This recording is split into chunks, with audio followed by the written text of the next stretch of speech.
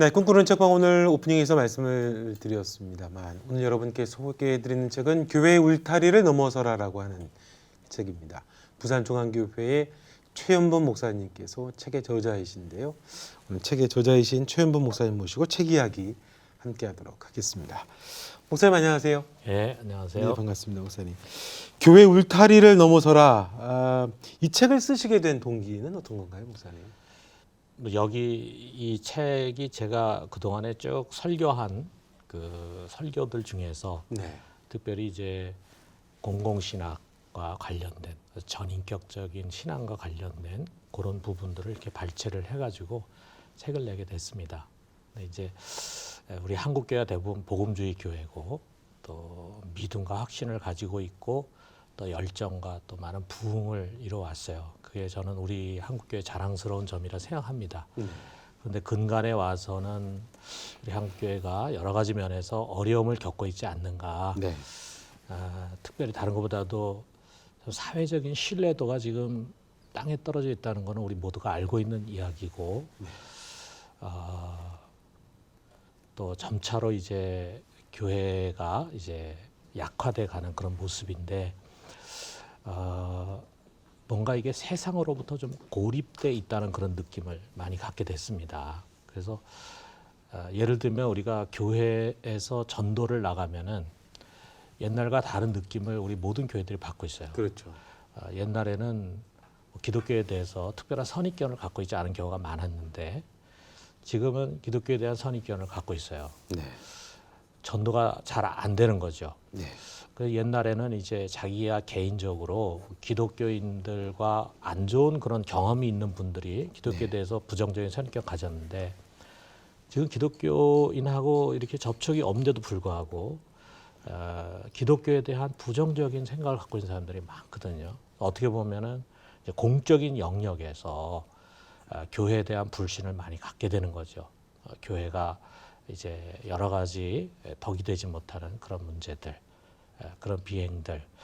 그래서 참 물론 당연히 이제 세상의 흐름이 우리의 신앙과 멀어지는 것도 문제가 있겠지만 네. 사실은 그것을 교회가 끊임없이 이야기하고 설득하고 해야 되는데 교회에 이제 말발이 서지 않는 거죠. 교회 권위가 많이 훼손이 됐기 때문에. 그래서 이런 부분에서 특별히 이 공적인 영역에서의 그리스도인들의 생각이 좀 변화가 필요하다. 그래서 제가 이것을 좀 도울 수 있는 길로 우리 교회에서 그동안에 설교해 왔던 거 예. 그런 것들을 이제 책으로 내게 됐습니다. 그거를 이제 한 챕터들마다 시리즈로 이제 강의 설교 같이 설교를 하신 거를 책으로 내신 거군요. 시리즈로 하기도 했고 예. 또 저는 이제 특별히 이 우리나라의 큰 절기 3.1절이라든지 네. 또는 광복절이라든지 또는 6월 달에 여러 가지 국가 행사가 있을 그때 네. 또는 이제 선거를 앞두거나 이런 국가의 큰 대사가 있을 때 우리 교인들에게 이런 부분을 많이 일깨워 줬거든요. 네. 그런 것들을 이제 모으신 모은 거군요. 겁니다. 예. 책에 설명해 보면 이제 개혁 교회는 항상 개혁돼야 한다. 사실은 그 맞는 말인 게 개혁된 교회가 고요 있게 되는 순간 사실은 개혁 교회라는 단어의 의미가 무색한 것 같거든요. 이거 어떤 의미에서 목사님 의미심장하게 이 말씀하신 걸까요? 사실 이제 개혁교회는 계속 개혁돼야 된다라고 하는 거는 이제 제가 장로교에 속했는데 네. 우리 장로교의 이제 시저가 되는 칼빈이 한 말인데 종교개혁가 아닙니까? 그분이 종교개혁을 할 때 그동안 1000년이 넘는 카톨릭 교회가 네. 너무 하나님의 말씀에서 벗어나 있고 잘못되어 있다 이거죠. 그런데 그 당시 카톨릭 교회는 자기가 잘못됐다고 생각 안 하는 거예요. 자기가 옳다고 생각하고 정통교회라 생각하는 거예요. 어떻게 보면은 예수님이 오셨을 때 바리새인들이 네. 자신의 신앙이 가장 옳고 의롭다라고 생각한 것과 비슷한 거죠. 그렇기 때문에 새로운 복음과 언약을 선포하는 예수님을 싫어하게 되는 거죠. 받아들이지 않고. 카톨릭 교회도 그 당시에 그런 종교개혁이 일어났을 때 그걸 받아들이지 않고 종교개혁자들을 죽이려고 했거든요. 근데 이제 500년이 지나서 오늘날 보면은 우리 개신교, 개혁교회 역시 마찬가지입니다. 그런 점에서 어떻게 보면 특별히 우리 한국 교인들이 이 한국 교회에 대한 자부심이 굉장히 강해요. 그렇죠. 그렇죠. 우리는 세계 10대 교회 몇 개나 들어있다. 선교대국이다. 선교대국이다. 그다음에 짧은 시간에 굉장한 부흥을 이뤘다. 그래서 그런 것을 보면서 우리 신앙이 가장 옳다라고 하는 그런 아집에 사로잡기가 쉽다고 생각합니다. 그런 아집에 사로잡히면은 자기에 대한 성찰이 어렵고 자기 문제가 뭔가, 내 신앙의 문제가 뭔가, 어떤 면에서 변화돼야 되는가라고 하는 생각을 잘 안 갖게 되고 보수에만 집착하기가 쉽거든요. 그래서 우리는 다시 네. 교회는, 이 지상의 교회는 완전하지 않기 때문에 끊임없이 성경적인 원리로 다시 돌아가고 그리고 변화돼야 된다. 그런 뜻에서 그 얘기를 했습니다. 하시는군요. 예. 이제 목사님 책에서 신앙과 삶을 이야기하면서 이제 한국 교회가 이중윤리의 문제에 빠져 있다. 그러니까 사실 뭐 성과 속을 구분하고 예전에도 그러지 않습니까? 이제 하나님의 그 사명을 받았다 그러면은 이제 일을 다 접고 성직자가 되는 것으로 생각을 하게 되는. 그러니까 이런 잘못된 이원론이 이 교회 안에서 좀 문제가 있다라는 이야기를 해주셨거든요. 이걸 조금 더 구체적으로 목사님 말씀해 주시면. 저는 어려서부터 이제 장로교에서 신앙생활을 했는데 예. 아마 저 자신도 이런 그 이원론적인 그런 교육을 참 많이 받고 그게 몸에 배어 있었던 그런 사람인데 우리가 이게 성의 의미를, 거룩함의 의미를 너무 구약적으로 이해하고 있다. 기도원에 가면은 거기에 성물에 손대지 마시오 이렇게 나와 있으니까 기도원에 있는 것은 거룩한 물건이다. 우리가 교회를 성전이라고 생각을 하고 또 강대상을 제단이라고 생각을 하는 네. 구약적인 사고를 아직도 참 많이 갖고 있는 것 같아요. 그래서 이 성전에 구약에서는 이스라엘 사람들이 예루살렘 성전에 하나님이 거하시고 그 지성소 안에 하나님 임재하신다 이렇게 생각을 했잖아요. 그런데 지금도 이제 교인들이 교회 그러면은 교회 건물을 이제 생각한다고요. 그래서 주일날 교회에 와가지고 거기에 계신 하나님에게 예배를 드리고는 그 다음에 교회를 떠날 때는 하나님을 떠난다는 생각을 가져요. 세상으로 간다. 그래서 교회는 거룩한 것이고 세상은 속된 것이다. 여기서 더 나아가지고 교회에서 하는 일은 거룩한 일이고 세상에서 하는 일은 속된 일이다. 이런 이원론에 우리가 많이 사로잡혀 있지 않은가. 여기서 좀 더 거슬러 올라가면은 그거는 어떻게 보면은 예수 그리스도를 교회만 가두려고 한다. 그래서 예수 그리스도는 교회의 머리다라고 하는 건 물론 중요하죠. 예수 그리스도가 교회의 머리고 교회는 하나님께서 특별히 세상에 세운 하나님 나라의 전초기지와 같은 것인데 그런데 동시에 예수 그리스도는 하늘과 땅의 권세를 가지신 분, 다시 말해서 세상의 주님이시란 말이죠. 그래서 그분이 창조하시고 그분이 왕이 되신 그 세상 속에 가서 우리가 그분의 영광을 위해서 그분의 뜻대로 사는 그것이 거룩한 삶이지. 네. 교회에서 교회 일만 하는 것이 거룩한 삶이 아니다. 사실 교회 안에서도요 세상 일 할 수 있거든요. 자기 영광 위해서 자기를 위한 목적으로 교회 일 하면은 겉으로는 게 거룩해 보이지만 사실은 그거는 세상인과 마찬가지거든요. 그래서 저는 이 부분에서 특별히 우리 마틴 루터가 만인 제사장설을 얘기하면서 이 부분에 대한 것을 많이 허물어뜨렸다고 생각을 하는데 루터는 목회자뿐만이 아니라 제빵사도 하나님의 사역자로 콜링을 받았다. 네. 소명을 받았다. 예. 목회자는 영적인 양식을 채워주는 자로 제빵사는 육신의 양식을 채워주는 자로 하나님이 세웠다 이거죠. 그래서 목사만 하나님 부르신 것이 아니라 우리 모든 성도들 각각 자기의 삶의 자리에서 가정에서나 또는 직장에서 또는 사회인으로서 하나님이 우리를 부르고 그 일을 맡기고 또 거기에 대한 책임감을 주신 것이다. 그래서 우리가 교회 와서 뭐 주일학교 교사로서나 찬양대로서 열심히 봉사하는 것도 중요한 일이지만 직장이나 가정에서 그 하나님의 일이기 때문에 하나님 맡기셨기 때문에 그 일에 충성하게 하는 그것이 삶의 예배다. 이런 부분에서 우리가 좀 성과 속의 개념을 좀 바꿔야 되지 않나 이런 생각이 듭니다. 예. 그래서 어떻게 보면은 이제 교인들이 교회에서는 굉장히 거룩하게 살려고 그러고 말씀대로 살려고 그러고 그러는데 예. 이제 사회에 나가게 되면은 이제 그 안에 여러 가지 관행들이 있다 이거죠. 그러면 그 사회 속에서는 그냥 그 관행을 쫓아서 살아가요. 교회에서는 거룩한 말씀을 쫓아 살고 사회에서는 관행을 쫓아 살고. 이제 어떻게 보면 이런 이원론에서 결과적으로는 이런 이중윤리의 함정에 빠지게 되지 않나 생각합니다. 그래서 물론 교인들 중에 이제 내가 이렇게 살아서는 안 되는데 하면서도 그렇게 사는 분도 있겠죠.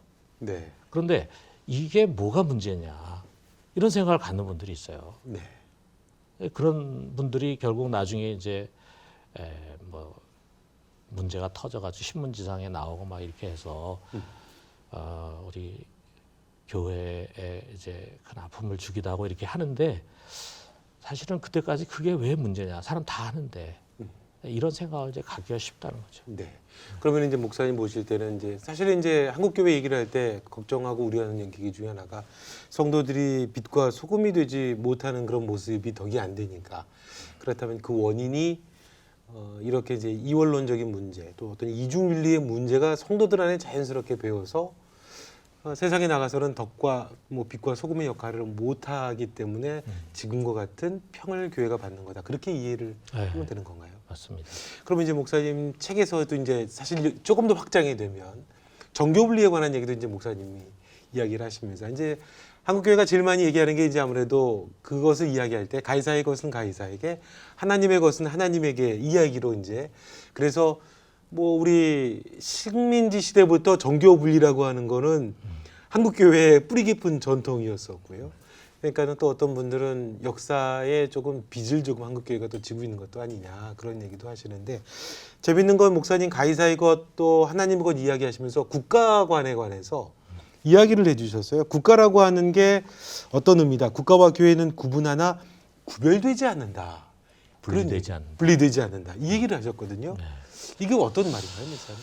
그러니까 이제 우리가 정교 분리에 대해서 잠깐 이야기하면 사실은 이제 오랜 그 서양 기독교 역사 속에서 보면은 국가와 교회라는 것이 313년 밀라노 칙령 이후에 점차로 권력 다툼을 하게 되거든요. 네. 그러다 보니까 이제 중세 카톨릭에서는 교회가 세상 권력을 갖고 있고 또 국가가 교회 영적인 일에 간섭을 하고 그래서 이게 서로 뒤섞여 혼합돼 버린 자기의 역할을 제대로 찾지 못하는 그런 이제 양상이 됐는데 네. 우리 종교개혁자 마틴 루터라든지 쯔빙글리라든지 이제 칼빈이 제일 먼저 이걸 얘기했거든요. 교회와 국가는 다르다. 교회가 해야 할 일이 있고 국가가 해야 할 일이 있다. 교회가 세상 권력을 가지면 안 되고 국가가 영적인 일에 간섭해서는 안 된다. 이제 이런 이야기를 하면서 종교개혁이 이제 시작이 됐는데 그럼에도 불구하고 유럽은 여전히 이 국교라고 하는 것이 있어서 국교가 있어서 그 나라의 가장 중요한 종교가 되는 그 국교가 이제 그 국가의 좀 특혜를 누리는 그런 시스템이 계속 됐거든요. 그런데 이제 이게 미국에 와서는 그런 오랫동안 국가와 교회 간의 밀착된 관계를 완전히 끊는 게 이제 정교 분리였다 이거죠. 네. 그래서 그게 어떻게 보면은 이제 미국의 독립운동과도 관련이 있는데 종교의 자유를 찾아서 미국에 왔던 사람들이 보니까 거기서도 역시 앵글리칸이 국교가 돼가지고 그래서 자기들이 불이익을 얻더라 이거죠. 그래서 이제 그들이 이제 독립운동을 하면서는 이제 정치와 종교는 다르다. 그러니까 국교라고 하는 특혜를 절대로 허락하지 말고 우리 종교의 자유를 허락해라. 그래서 사실은 교회가 국가가 우리 영적인 일, 교회 일, 종교적인 일을 정치적인 잣대를 가지고 간섭하지 말 것을 요청하면서 이제 만들어진 게 정교 분리인데 이게 시간이 지나면서 점차로 교회가 국가의 일에 전혀 관여하지 않고 관심을 갖지 않는 그러니까 정치적인 무관심으로 이제 발전이 됐습니다. 그래서 우리가 가이사의 것은 가이사에게라고 하는 주님의 말씀은 우리는 하나님의 시민이면서 동시에 이 세상 국가의 국민이기 때문에 국가에 우리가 해야 할 책임을 다 해야 된다. 그것이 이제 로마서 13장 1절부터 6절의 말씀이고 베드로전서 2장 13절 14절에 우리가 국가의 제도라든지 또는 공권력에 대해서 순종하고 또 마땅히 드려야 할 세금을 드리고 그거에 대한 책임을 다 해야 된다라고 하는 그런 이제 말씀이고 아울러서 하나님의 것은 하나님에게라고 하는 것은 그러나 국가는 결코 숭배 대상이 아니다. 예배 대상이 아니다라고 하는 것을 우리가 가르쳐 주는 거거든요.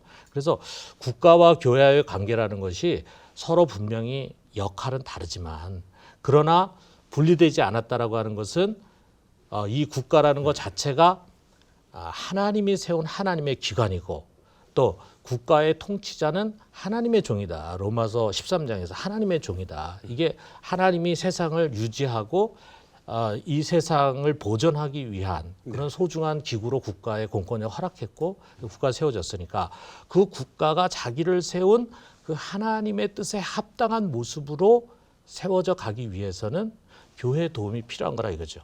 그래서 하나님의 말씀을 정확하게 깨닫고 아는 교회가 하나님이 이 국가가 어떻게 되길 원하는가라고 하는 것을 네. 국가 스스로 모르지만 교회는 알기 때문에 네. 그것을 가지고 때로는 격려해주고 순종하고 책임을 다하지만 또 다른 한편으로는 예언자적인 역할을 해서 네. 잘못된 것을 바르게 잡아주는 그런 일을 하는 것이 필요하다. 그래서 분명히 구분은 되지만 분리되는 것은 아니다 이거죠. 우리가 국가에 대한 책임이 있다는 거죠, 교회가. 아까 목사님 그 하나님의 뜻을 아는 교회가 이제 국가에 대해서라고 말씀을 해주셨거든요. 그러면 이제 이 지점에 있어서도 이제 사실 어떤 교회는 전도하고 선교하면 되는 일이다라고 생각하고 또는 이제 교회는 악한 영이 세상은 악한 영이 조종을 하는 거니까 뭐 그런 얘기도 하지만 그러면 목사님이 하나님의 뜻을 아는 교회라고 했었을 때 그 뜻이 공의라든가 목사님 책에서 많이 말씀하셨습니다만 정의라든가 이제 그런 것으로 이해를 해야 되는 건가요, 목사님? 그러니까 공의라고 하는 그 말이 정의나 공의라고 하는 말이 세상에서 많이 이야기되지 않습니까? 네. 특별히 정치 세계라든지 또는 민자의 가정이라든지 이런 데서 많이 얘기가 되잖아요. 사실 근데 진짜 성경에 그 말이 많이 나오거든요. 그렇죠. 그래서 어떤 의미에서 보면은 구약의 그 이스라엘이라는 나라를 하나님께서 특별히 택하셔서 이제 그들을 출애굽시켜서 가나안 땅에 들어가서 나라를 세우는데 그 나라야말로 지상에 세워질 수 있는 가장 이상적인 나라, 하나님의 뜻에 합한 그런 나라라 이거죠. 그래서 어떤 나라로 하나님 세우기를 원하느냐라고 하는 것 속에서 하나님이 이 지구상에 허락한 그 국가가 네. 어떤 국가가 되기를 원하느냐라고 하는 것을 우리가 배울 수 있을 것 같아요. 그래서 우리가 이야기할 때 그 이스라엘의 하나님이 원하시는 가장 중요한 것은 하나님 바르게 섬기고 윤리적으로도 올바르게 하고 네. 그렇지만 가장 많이 이야기한 것은 정의다, 정의. 정의로운 나라가 돼야 된다. 그런 의미에서 우리가 그리스도인으로서 이 사회에 정말 정의로운 사회, 그야말로 공법이 물같이 정의가 하수같이 흐르는 그런 사회를 우리가 요구해야 된다. 이런 네. 생각이 들어요. 그럼 이제 국가에 대해서 공의로운 것, 옳은 것, 정직한 것에 대해서 교회가 이야기하고 또 견제하고 이제 그럴 필요가 있다는 말씀인 거군요, 네. 목사님. 예. 자, 꿈꾸는 책방 오늘 교회 울타리를 넘어서라라고 하는 책을 여러분께 소개를 해드리고 있습니다. 저자이신 최현범 목사님 모시고요, 책 이야기를 함께하고 있습니다. 그러면 목사님 이제 그 사회적 책임에 대한 얘기가 이제 목사님 책에 또 많이 언급이 되거든요. 그러니까 교회가 이제 개인의 구원에 관해서는 사실 관심이 많고 또 그것이 한국 교회에 성장하는 데 있어서도 글쎄 뭐 그거는 논란의 여지, 뭐 논쟁의 여지도 있을 수 있겠지만 어느 정도 영향이 있었다라고 보게 되면 대신에 반면에 사회적인 책임에 대해서는 교회가 조금 소홀하지 않았나 이제 이런 생각도 하게 되거든요. 원인이 그러면 뭘까? 아니면 이제 우리 보통 성도들은 사회적 책임, 관심 그러면 바로 정치를 생각하거든요. 정치에 참여해야 되는 거냐? 무슨 당을 찍으라는 얘기를 해야 되는 거냐? 바로 정치하고 연결을 하거든요. 이런 것에 대해서는 목사님 또 어떻게 생각하시는지요? 좀 전에 이제 말씀하신 그것에 대한 이제 원인은 몇 가지가 있다고 생각하는데요. 우선 네. 이제 쉽게 저는 이제 타이타닉호 영화를 보셨잖아요. 네. 실제로 있었던 이제 그 이 대형 참사를 그린 영화인데 그 타이타닉은 이제 빙산에 부딪혀가지고 침몰한다 이거죠. 그런데 우리 많은 그리스도인들이 이 세상을 침몰해가는 타이타닉호로 생각을 하는 거예요. 그러면은 거기서 우리가 할 수 있는 일이 뭐가 있겠습니까? 어떻게든지 어찌 이 배는 이제 더 이상 구할 수가 없어요. 사람을 살려야죠. 사람을 살리는 거지. 예. 그러니까 뭐 어떻게든지 구명보트에 빠지는 사람을 구하는 거 이것만이 교회의 역할이다. 이렇게 이제 생각을 하는 거죠. 언젠가 이 세상은 멸망할 것이다. 그러니까 이 세상을 좀 더 나은 세상으로 만드는 거 그거는 우리하고는 상관없다. 우리는 무조건 이 멸망해 갈 세상에 있는 사람들을 구원하는 것이다. 당연히 우리는 영혼을 구원하고 전도하고 하는 것이 굉장히 중요한 사역이고 어떻게 보면 지상 명령인데 그런데 그것만이 교회가 해야 할 일이겠는가? 우리가 이렇게 좀 생각하면 좋겠어요. 자, 배가 있는데 그 배 안에 선장과 거기에 있는 선원들이 아주 나쁜 사람들이고 부패하고 타락한 사람들이라 그 안에 있는 승객들을 억압하고 괴롭히고 아주 나쁜 관행과 불법을 행하면서 불행하게 만드는데 어느 날 새로운 선장이 와가지고 싸움을 해서 이 선장을 이제 내쫓고 나쁜 그리고 선장을? 새로운 선장이 들어왔어요. 주인이 바뀌었어요. 그러니까 이 주인이 이제 이 배를 새롭게 이제 만들려고 하지 않겠어요?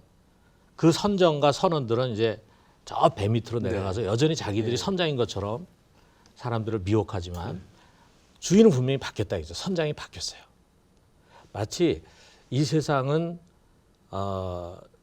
언젠가는 멸망할 것이지만 그러나 지금 예수 그리스도께서 부활하시고 승천하시고 하나님 우편에 앉으심으로 하늘과 땅의 건세를 가지셨어요. 마귀는 세상 임금 자리에서 쫓겨났어. 그러면 이 세계는 하나님이 만드신 하나님의 세계예요. 이 하나님의 세계를 하나님의 말씀에 합당하게 이제 주권자가 되신 그 주인 되신 주님의 뜻에 합당하게 변혁시켜 나가는 것이 그것이 주님을 따르고 하나님의 자녀된 우리들의 사명이다. 우리가 이렇게 생각한다면 단순히 예수 믿고 구원받아 천당 가게 한다라고 하는 차원이 아니라 진짜 주인이 이분이다. 이분께 순종해야 된다. 그래서 이분께 순종하고 복종할 때 구원받을 뿐만 아니라 이제 더 이상 이 세상을 불의한 방법으로 사는 것이 아니라 그 주님의 말씀을 진짜 순종하며 살아가면서 자신의 교회뿐만이 아니라 가정도 하나님 말씀에 합당한 모습으로 회복시켜 가고 또 직장도 더 나아가서는 이 국가라고 하는 거대한 시민 공동체도 그렇게 하나님 말씀대로 변화시켜 나가고 회복시켜 나가는 그것이 오히려 더 복음적이고 합당하다 이거죠. 네. 또 하나는 우리가 사실은 이렇게 복음이라는 것을 너무 한쪽으로만 생각을 많이 하지 않았나. 네. 마틴 루터가 이제 종교개혁할 때 카톨릭의 구원관이 너무 잘못돼 있었기 때문에 이신칭의를 중심으로 이제 복음을 선포했는데 분명히 이신칭의 다시 말해서 오직 믿음으로 의롭다함 받는다는 것이 복음입니다. 그런데 아울러 예수님은 사역을 처음 시작하면서 복음을 전하실 때 회개하라. 하나님 나라 가까이 왔다 그랬거든요. 그 하나님 나라라고 하는 것은 우리가 죽은 다음에 가는 천국. 그거는 완성된 하나님의 나라고 하나님의 나라가 이곳에 임했거든요. 세상 나라와는 구별되는 하나님의 나라, 하나님의 통치. 이게 복음이란 말이죠. 우리가 이 하나님의 나라가 복음이라고 하는 것을 같이 균형 있게 이야기하면은 훨씬 더 개인 윤리뿐만이 아니라 이 공적 세계에서 어떻게 우리가 바르게 살아가야 되는가라고 하는 것을 배울 수 있었는데 우리가 이쪽 부분이 너무 약했다라는 생각을 갖게 됩니다. 그럼 목사님 사회적 책임을 갖는다라고 그러면은 글쎄 뭐 이거 실천 방안이라고 해야 될까요? 아니면은 뭐 성도들이 어떻게 살아야 된다라고 하는 이야기인 건지 아니면 교회에서 강단이든 교회에서 메시지가 선포되는 방식이 이뤄야 된다는 이야기인지. 저는 우선 이제 강단에서 예. 이 메시지가 균형 있게 선포돼야 된다 생각합니다. 그렇기 때문에 이제 제가 이런 설교지 먼저 내는 거죠. 여러 가지 쓴 글을 내기 전에 책상머리에 쓴 글이라든지 또는 세미나에서 발표한 그런 글들을 내기 전에 제가 설교를 낸 것은 그냥 책상머리에서 나온 그런 이야기가 아니라 네. 우리 강단에서 교인들에게 이제 설교를 한 내용이라 이거죠. 강단에서 이런 부분에 대한 설교가 꼭 돼야 된다는 게 굉장히 중요하다고 생각을 해요. 네. 왜냐하면 우리 교인들은 사실 선포되는 설교에 영향을 가장 많이 받게 돼 있거든요. 그렇죠. 자기 혼자서 성경 공부도 하지만 목사님이 가르치는 성경의 내용에 그렇죠. 영향을 제일 많이 받는데 거기에서 이런 복음의 내용이 증거되고 선포돼야 된다. 그래서 우리가 어떻게 가정을 세워갈 것이냐, 어떻게 직장생활 할 것이냐라고 하는 것까지는 많이 설교를 합니다. 네. 그런데 우리가 보다 더 통전적인 세계, 구조적인 세계, 이 국가 사회에 대해서 과연 하나님 원하시는 국가 사회의 모습은 어떤 것인가 성경에 많이 나와 있거든요.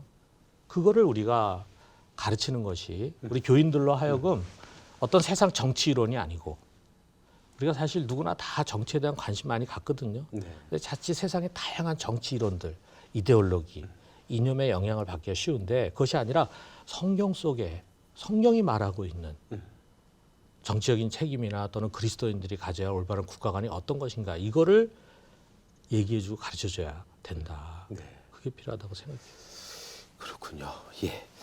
자, 꿈꾸는 책방 오늘 교회 울타리를 넘어서라라고 하는 책을 여러분께 소개해드리고 있습니다. 최연범 목사님의 책을 여러분께 오늘 소개를 해드리고 있는데요. 이제 목사님 독일에서 말씀 들어보니까 이제 한 8년여 독일 생활 목회도 하시고 공부도 10년. 하시고 10년 되셨군요. 예. 그럼 독일에서 목회하셨던 거하고 이제 우리 한국 사람들 그런 거 좋아하잖아요. 비교하는 거. 거기하고 여기하고 어때요라는 얘기들을 하잖아요. 뭐 독일에서 목회했어도 한인교회를 했으니까. 아, 그런가요? 그러니까 이제 거기에 있는 한인들은 옛날에 광부 간호사들로 가신 분들이고 네. 이제 순박하신 분들이고 네. 그리고 이제 유학생으로 오신 분들이고 그렇게 해서 뭐 목회라고 하는 거는 뭐 어디나 다 비슷하지 않을까 생각합니다. 아, 그런가요? 네. 단지 이제 독일 교회는 우리하고는 좀 많이 다른 것 같아요. 독일 교회는 역사가 1500년 됐고 우리 130년이니까 이제 자기들 말로 그래요. 자기들은 이제 황혼같이 늙은 교회고 우리 아시아의 교회 특히 한국 교회는 이제 청소년 같은 그런 교회. 그러니까 우리는 생명력이 있고 잘 모이고 뜨겁고 열심히 있고 전도도 열심히 하고 여기는 뭔가 이제 균형을 이야기하지만 이제 너무 조심하다 보니까 우리가 나이가 들면 이제 말도 조심하고 행동도 조심하고 하다 보니까 열정이 다 식어버리잖아요. 독일 교회는 시스템이 또 다른 나라하고 좀 다르게 교회에 이제 가입이 되면은 자동적으로 헌금이 빠져나갑니다. 자기 직장에서. 그래서 교회로 갑니다. 그게 뭐 어떤 사람들은 종교세다 그러는데 사실 종교세는 아니고 세무서에서 그 일을 해주기 때문에 빠져나가요. 그래서 교회에 이제 자기가 개신교다 또는 카톨릭이다 이렇게 자기가 거기다 기록을 하면은 자동적으로 돈이 빠져나가는데 만약 그 돈이 빠져나가는 게 아까우면 자기가 탈퇴하면 되는 거죠. 그런데 이제 거기에 어떻게 보면 정확하게는 모르겠지만 독일 국민의 50% 이상이 그 교회에 속해 있어요. 개신교나 또는 카톨릭에. 그런데 실제 주일날 예배 드리는 데는 안 와요. 그러니까 그 어떤 교회에 속해 있는 교인이 한 1000명 정도 된다 그래도 매주일 모이는 사람 한 50명밖에 안 모여요. 그것도 나이가 많이 든 사람들. 그러다가 이제 부활절이라든지 성탄절 이럴 때 되면 이제 교회 꽉 차죠. 그런 점에서 독일 교회는 참 위기다. 저 이런 생각 갖고 물론 독일 안에도 자유교회가 있습니다. 그런 자유교회는 이제 우리 같이 이렇게 참 뜨겁게 열심히 신앙생활 하는데 뭐 많지가 않고 소수고. 네. 네. 반면에 이제 또 이런 것도 있는 것 같아요. 예. 우리 한국 교회는 잘 모이는데 세상에 나가 살려고 하면은 우리 사회가 너무 부패한 곳이 많고 말씀대로 사는 게 너무 힘들어요. 그렇죠. 그래서 정말 삶 속에 신앙을 실천하며 살아가는 게 굉장히 힘든 환경이다.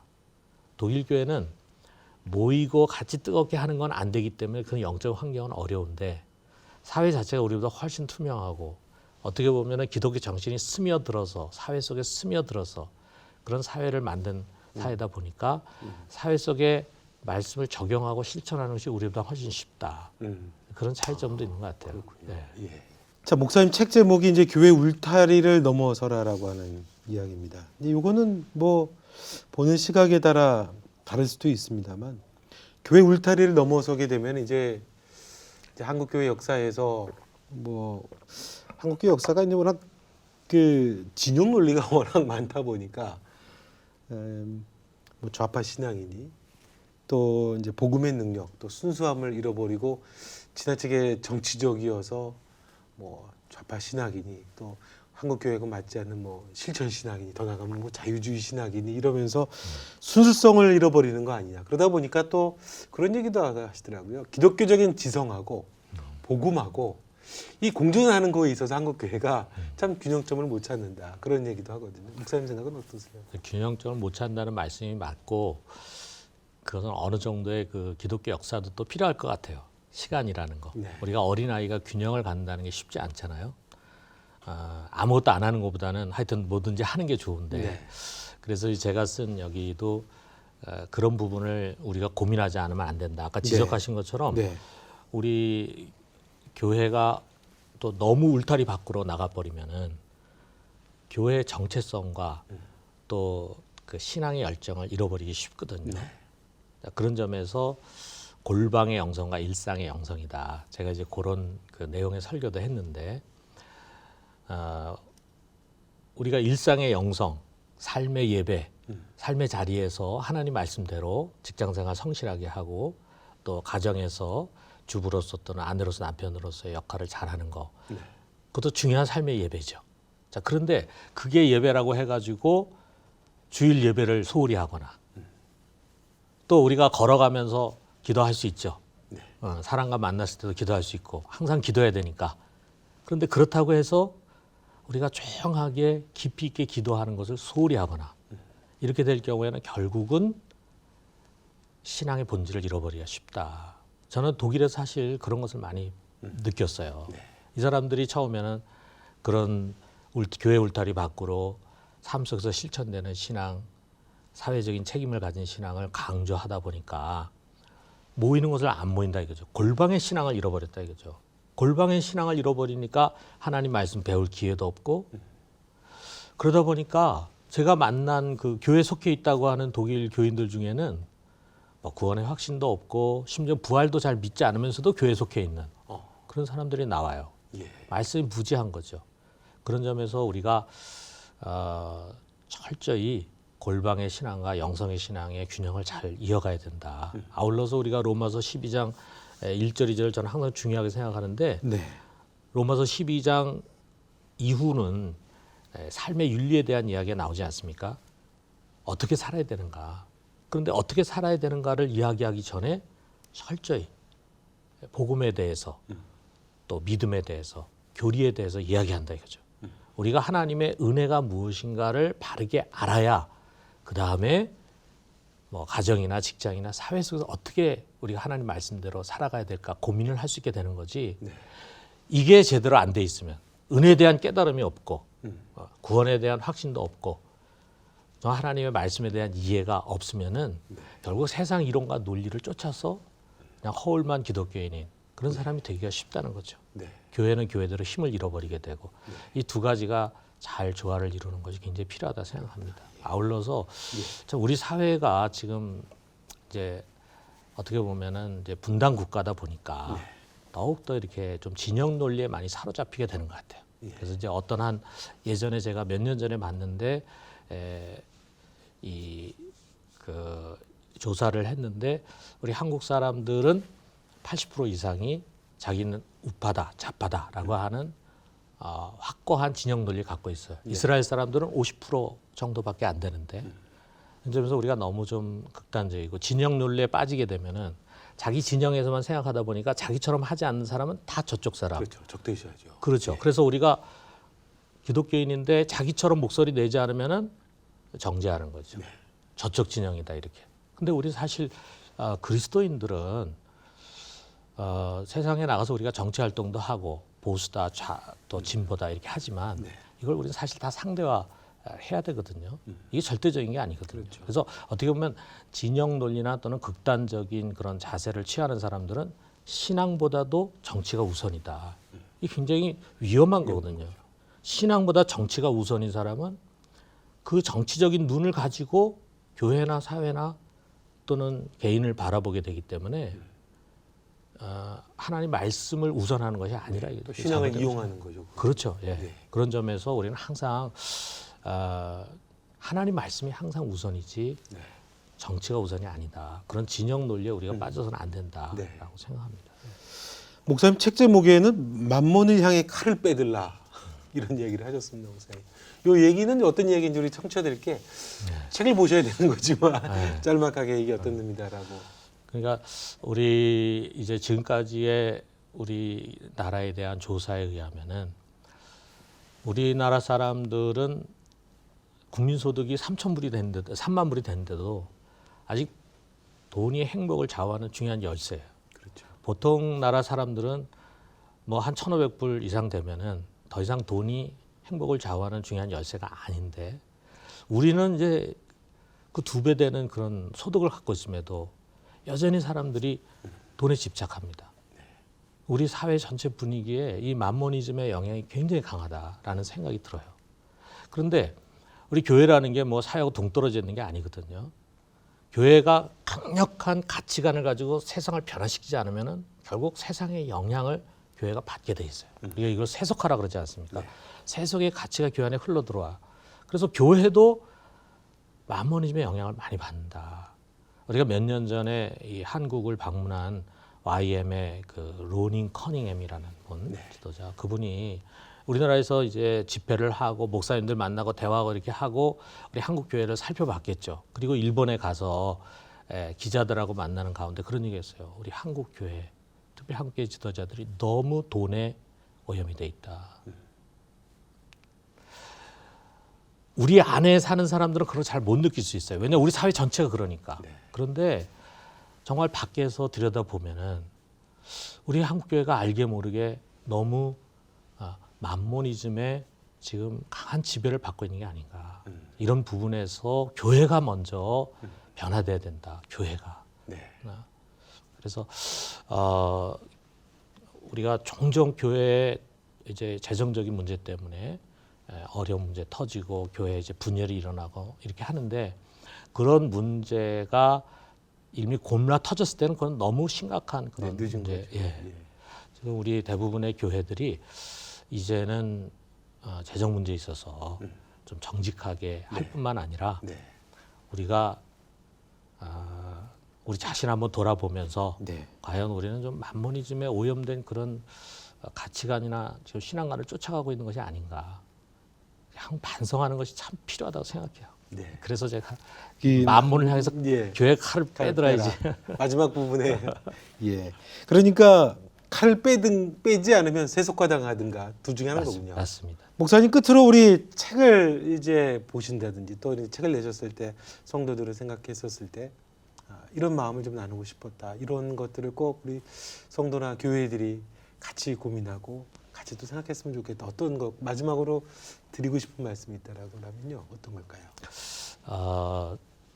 이제 아이히만이라는 사람 얘기를 제가 이제 예를 들어서 했는데 네.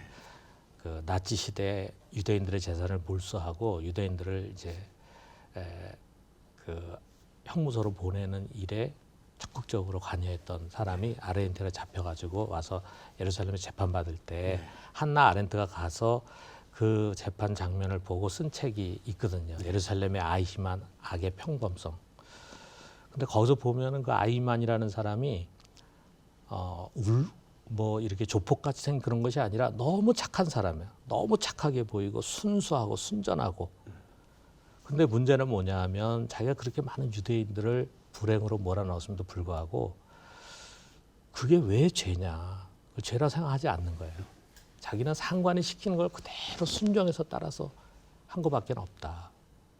어떤 의미에서 보면은 그 사람은 교회에 가서도 예배도 잘 드리고 정말 누가 보기에도 참 따뜻한 그런 교인처럼 보이고 아마 동네에서는 따뜻한 아저씨처럼 보일지 모르지만 자기 직장에 나아가면은 유대인들을 불행에 몰아넣는 일을 직업으로 하는 사람이었다 그죠. 그래서 한나 아렌트가 이 사람의 죄는 뭐냐? 생각하지 않는 죄다. 생각하지 않는 죄.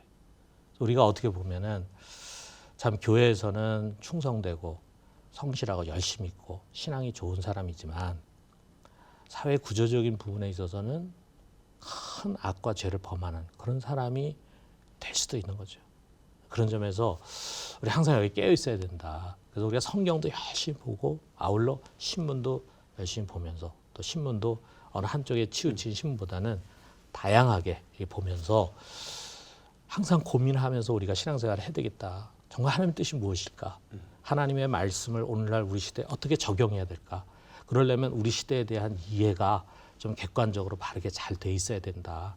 그래서 이 부분을 우리가 잘 고민하면서 해나가다 보면은 정말 우리 교회, 한국 교회가 3.1운동 때 같이 우리 사회에 선한 영향을 미치는 그런 정말 빛과 소금이 되는 교회가 될 수 있지 않을까 그렇게 생각합니다. 결국 사회적 책임을 맞습니다. 네, 말씀을 해주시는군요. 자, 교회 울타리를 넘어서라 저자입니다. 최연범 목사님 모시고요. 책 이야기 함께 나눴습니다. 목사님 오늘 좋은 말씀 고맙습니다. 예, 감사합니다.